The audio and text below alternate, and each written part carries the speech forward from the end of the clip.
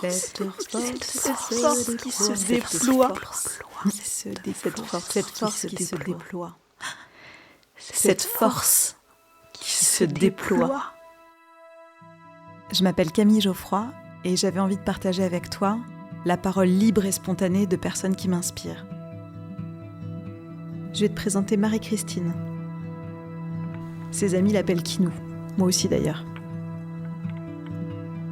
Marie-Christine, elle a près de 80 ans, elle est d'une vivacité impressionnante et elle a une forme de lucidité ou de clairvoyance sur la vie dont je me régale chaque fois que je la vois. J'aime bien lui demander des conseils d'ailleurs. Elle a toujours le mot juste et la clarté nécessaire. Elle a eu 4 enfants en 5 ans.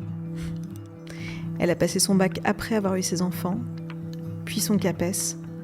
Elle est devenue professeure d'art plastique mais aussi céramiste. Elle nous explique magnifiquement comment elle a fait le culbuto entre sa vie personnelle et sa vie professionnelle. Je pense qu'elle a beaucoup de choses à transmettre et à nous apprendre.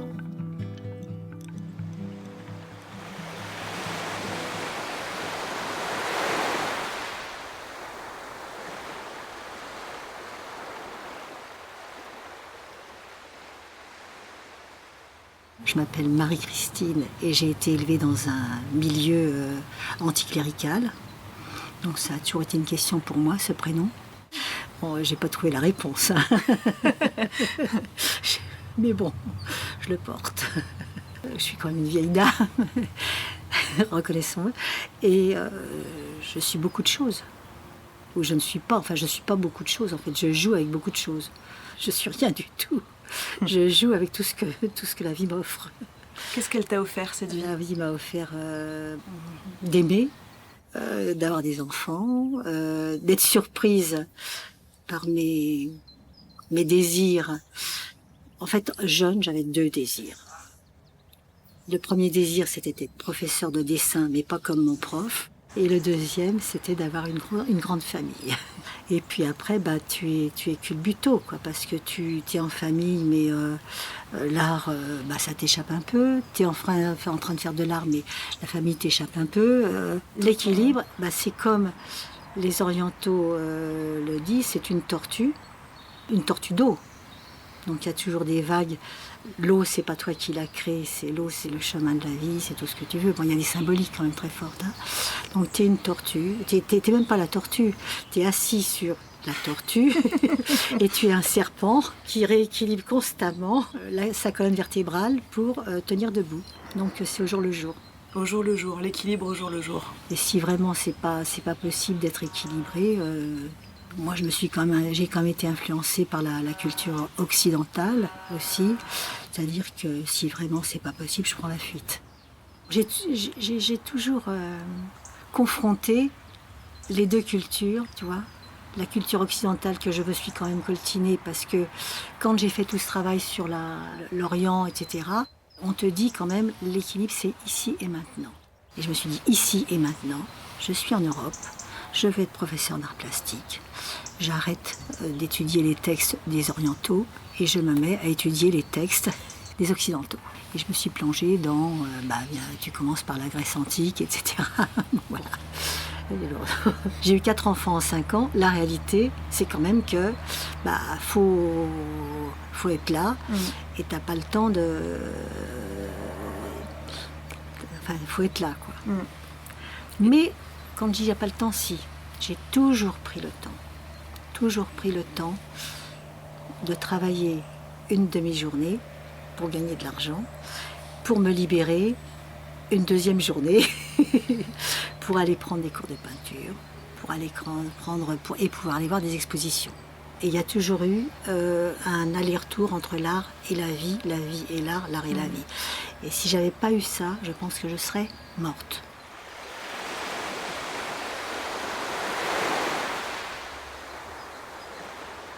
Alors l'art m'a libérée c'est des artistes. C'est Georges Filiou et Joseph Beuys qui dit c'est pas la formation à l'art, mais c'est la formation par l'art. Et ils étaient aussi influencés par la culture orientale. Et comme moi j'étais en plein dedans, etc., j'ai commencé à modifier mon approche de l'art, si tu veux, non pas pour être une grande artiste ou je sais pas quoi, et faire des cinquantaines d'expositions et courir comme un bœuf sur les châssis, mais pour justement essayer d'avoir un regard, voilà, un regard.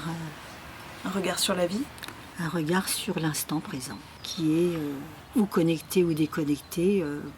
Et toi, est-ce qu'il y a une croyance, tu vois, ou ce qu'on appelle un mantra, une petite phrase qui t'aide à mieux vivre les événements? Tu vois, quand tu te sens un peu secoué, est-ce qu'il y a quelque chose auquel tu te raccroches, mais quelque chose qui te nourrit pour t'aider à prendre du recul, à mieux vivre l'événement? Oui, c'est l'instant présent, avec les odeurs, avec le soleil, avec la vie, avec cet univers qui est quand même... et sachant qu'on est quand même... qu'on a un passage limité et que j'ai quand même 78 ans, j'ai quand même intérêt à bien profiter de tout ça parce que, oui, l'autre jour quand j'étais furieuse, etc., et finalement, on est parti... Où est-ce qu'on était ? On est allé à la plage et puis ça m'a calmée, quoi. C'est les éléments, les de sensations. Voir la mer, oui c'est ça. De voir la mer, de sentir le soleil me chauffer la peau, des choses toutes simples.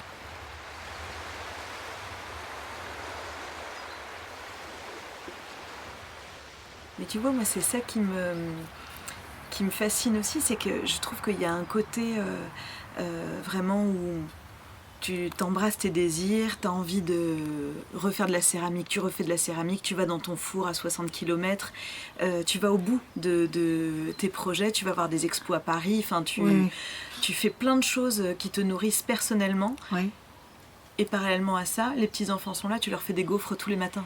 Tu vois, il y a quelque chose qui, à la fois, je trouve, qui est très respectueux de toi-même et de ce que Mais je tu les ai veux. voulus, mes enfants, mes petits-enfants. Et en même temps, il y a quelque chose qui est très tourné vers l'autre aussi, qui est très généreux vis-à-vis de l'autre. Alors ça vient de loin. Ça vient de loin parce que ma mère a été une mère moyenne, parce qu'on est tous, quand on est jeune, avec plein de choses à faire, et quand on est jeune, finalement, moi j'ai beaucoup... j'ai pas été une mère idéale, hein. J'ai fait ce que j'ai pu. Tu sais, à l'école, on apprend à tout sauf être parent. Donc, tu apprends sur le tas étant les enfants. Bon, avec toutes les bêtises que ça peut supposer, etc. Bon, voilà. On les aime, mais on fait beaucoup de bêtises. Il y avait deux choses. Il y avait d'abord, j'étais dans une famille où mon père était épouvantable. Et il y avait quelque chose à réparer. Ma mère a été une victime, alors je ne sais pas si c'est une victime consentante ou je ne sais quoi, bon c'est sa vie. C'est pas la mienne. Déjà, je refuse d'être une victime. Ça, c'est une chose déjà qui est claire et nette. Enfin, j'étais tournée vers l'art depuis, je sais pas, 10-12 ans, tu vois, 10-12 ans. Et quand je dis mon père épouvantable, mon père m'a dit « Ah non, l'art, ça ne sert à rien. L'art ne sert à rien. » Alors tu as voulu lui dire, bah justement, c'est ça qui est intéressant, tu vois. Oui. Ça sert à rien, mais chouette, enfin un truc gratuit, tu vois. Et puis ce que tu dis aujourd'hui, c'est qu'en fait l'art, c'est le contraire. Toi, ça t'a aidé à voir le présent et à voir la vie. Ça sert à tout, sauf ce qui se dit. Donc, et à l'époque, pour faire un métier artistique, j'étais en région parisienne, en banlieue parisienne, et il fallait, aller à Paris, et que ce soit en troisième, en fin de troisième.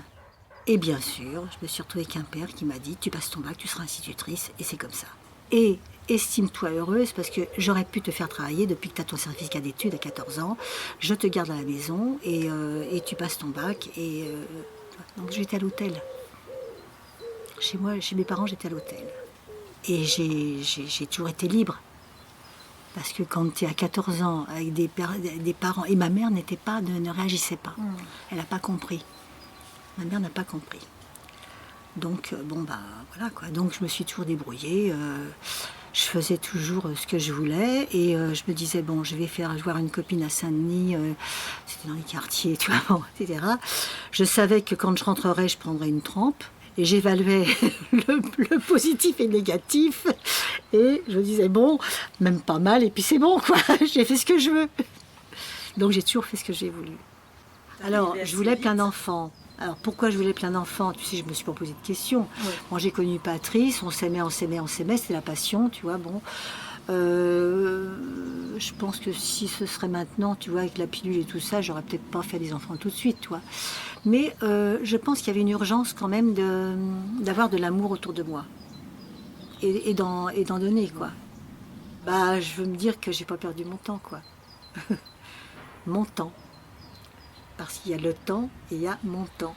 Ce que disent les Chinois, hein, c'est le temps n'existe pas, ce qui existe, c'est l'emploi du temps. Ça, c'est merveilleux. Hein? Alors, l'emploi du temps, ben voilà. Et finalement, c'est de se déployer dans le temps qui est le nôtre. Qu'est-ce que je peux faire de ce temps qui est le mien? Oui, mais tu peux pas. Si tu dis, voilà, à long terme, je me projette là-bas et je fais ça, tu passes à côté du reste. Donc il y a aussi une disponibilité, ça c'est ce qu'on appelle le lâcher-prise. Il y a une disponibilité, et puis l'absence de jugement. C'est pas grave de faire des tomates, c'est pas grave de faire d'éplucher les carottes, voilà, du moment que tu fais pas que ça, quoi.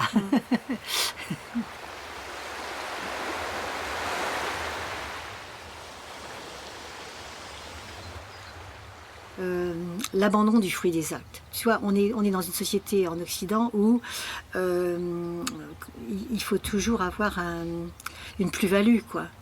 Alors que, ben non, il y a des moments où tu perds, il y a des moments où tu gagnes. Si tu es dans l'abandon du fruit des actes,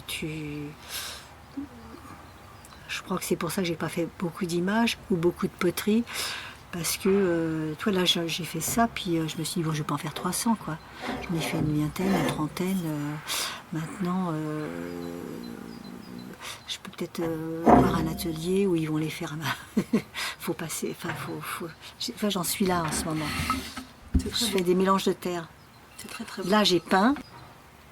Et là, je mélange, je colore directement la terre. Donc, il n'y aura plus de peinture. La peinture, elle est dans la masse. Mais alors, du coup, il faut que je change de technique parce que ça ne va pas avec le tour. Donc, ça va avec le travail de plaque. Et là, j'ai découvert quelque chose qui était quand même incroyable. Il se passe quelque chose avec la terre qui était incroyable. Là, tu joues avec tous les éléments. Tu vois, tu joues avec la terre, l'eau, la chimie, le feu, parce que là tu as des pièces qui sont cuites en feu et four électrique, mais j'ai fait des fours à gaz, j'ai fait des fours à bois, j'ai fait de la chimie, j'ai fait mes émaux, je faisais mes terres, et là il y avait une espèce de magie, j'étais Dieu, tu vois, je pouvais fabriquer, je refaisais le monde quelque part. Voilà. Il y avait ça, et il y avait une autre chose, par rapport à ce que j'ai dit, par rapport à mon père, machin, etc. Et là, j'ai découvert qu'il y avait une mémoire qui était non pas une mémoire filiale, mais une mémoire universelle, tu vois. Il y a une mémoire, et là tu lis Ferenczi dans Thalassa, et tu t'aperçois que on est des êtres humains. Quand on regarde tout ce qui se passe en recherche actuellement sur les planètes et tout ça, où est-ce qu'il y a de l'eau, est-ce qu'il y a de la matière, du carbone, etc. Bon. Et tu t'aperçois que la vie humaine, elle vient de la cellule, de l'eau, etc. Tu vois, bon. Et là, je me suis débarrassée de tous les problèmes psy, machin, etc. Tu vois, et la Terre m'a libérée par rapport à ça. Tu vois, parce que je me dis, mais tous ces problèmes que les gens ont dans la tête, là, c'est quelque chose qui les empêche de voir au-delà, quoi. Et qu'est-ce que tu auras envie de nous transmettre? Tu vois, qu'est-ce que tu auras envie de me dire à moi, peut-être comme un conseil ou une philosophie de vie? Alors, j'ai pas de conseil à donner. Franchement. Parce que c'est surtout partir de là où tu es.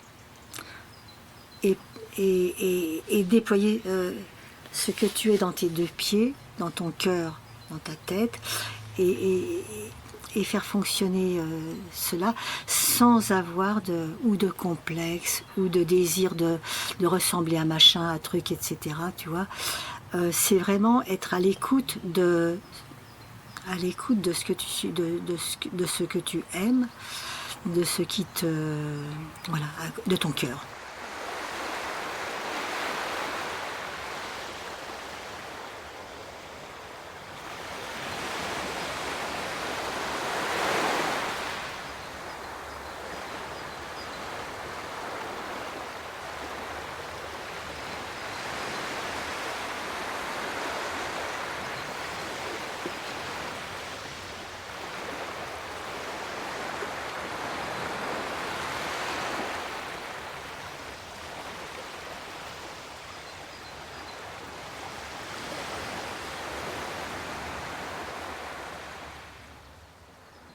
Merci d'avoir écouté ce podcast.